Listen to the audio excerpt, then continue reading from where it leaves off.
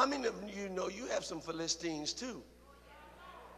You have some Philistine situations that keep coming and refuse to let go. You have some Philistine habits too.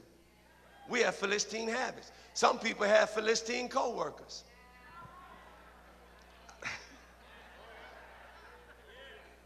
Some people that just don't like you. As a matter of fact, some have Philistine family members. Every time you go around them, they always want to start an argument. And it's like when you go there, when you're going in the house, before you go in,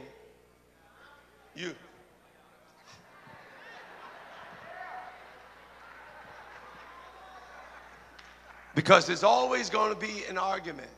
The enemies, the people that come against us. And I know, and none of you may not know this, but I know it. There's also some Philistine church members. Hallelujah. Every time you turn around, I mean, it's the first Sunday of the new year. I drove the car to church today, and when I got to church, JMS, as soon as I stepped my foot on the ground, somebody slapped something in my hand. And I was like, I'm not going to read this. I'm not going to read this. But I read it. And it was something in relation to the church, you know, just gnawing away. I mean, how would you like, after you had the kind of year I had, to come to church on the first Sunday, and when your first foot hit the ground, and when you got out, smile on your face, somebody right there. Philistine church members.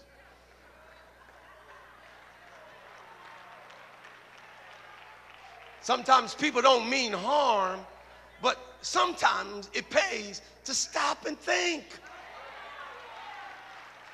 Stop and think. The man said in the message he had a rough year, but God brought him through. This is the first Sunday of the new year. He's getting out of the car.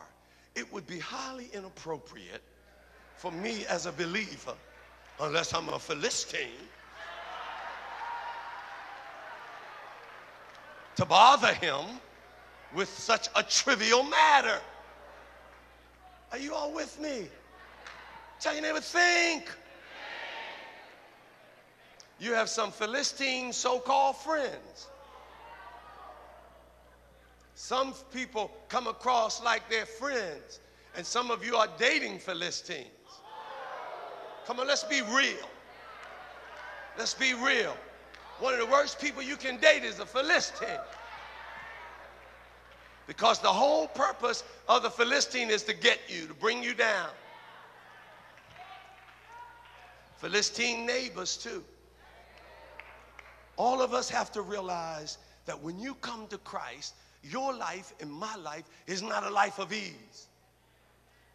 You don't come to Christ just expecting it to be easy. Everything to go nice. You're in for a rude awakening. The other people ran. They left Shammah there by himself. See, on these occasions, you come to realize that I had people around me, but it's God's will for me to handle this myself. It might look like God is not fair to you when so much appears to be stacked against you, when so many people can come to help you. But I came to realize that though there were people that could help me, God spoke to them at particular times not to help me. You got to understand that, because the times that they helped me, I made it and I came out okay. But the times that they did not help me and I had to go it alone, it did something for me. Let me tell you, there were times that I worked in the buildings and I worked on building projects with a lot of brothers.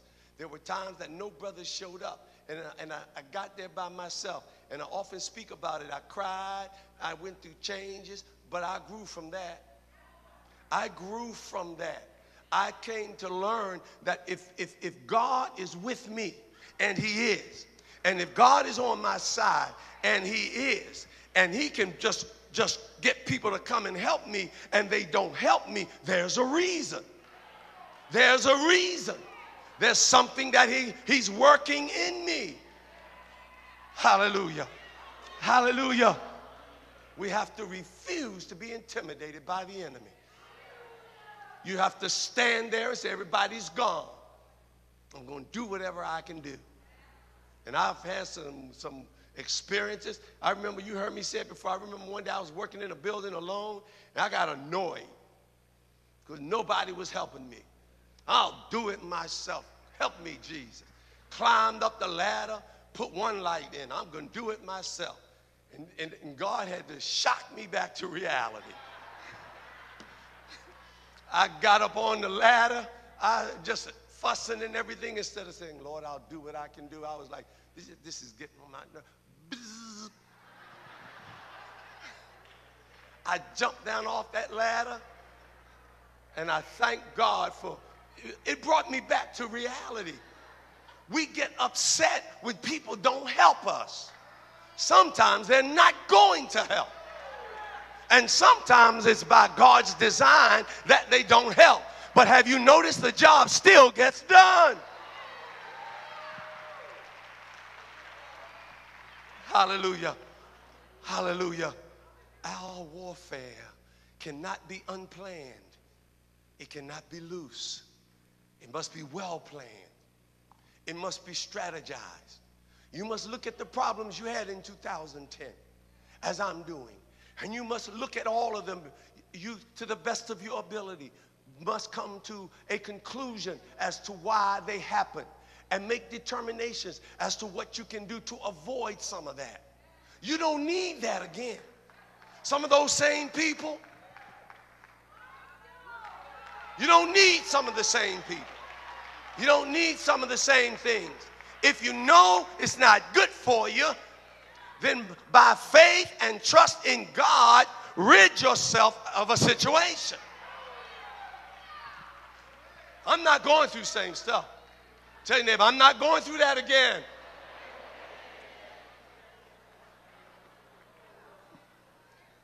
We have a cause. We have constant enemies. Not just enemies, they're constant. Day and night, they're constant. Every day, there's new enemy attacks. New mercies, new enemy attacks. All the time. But we have to keep on going forth. Why? Because we have considerable possessions to keep. I don't know about you, but I have some stuff God blessed me with. I don't want to lose it. I don't want to lose it. Are you with me? Look at this. Shammah had a piece of ground full of lentils. It's like he was saying, it's mine. It's mine. God blessed me with it. It belongs to me, and I'm going to defend it.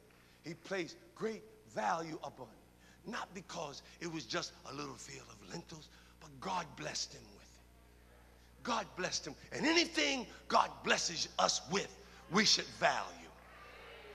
Instead of complaining that we don't have as much as somebody else, we need to value what he has blessed us with. Hallelujah.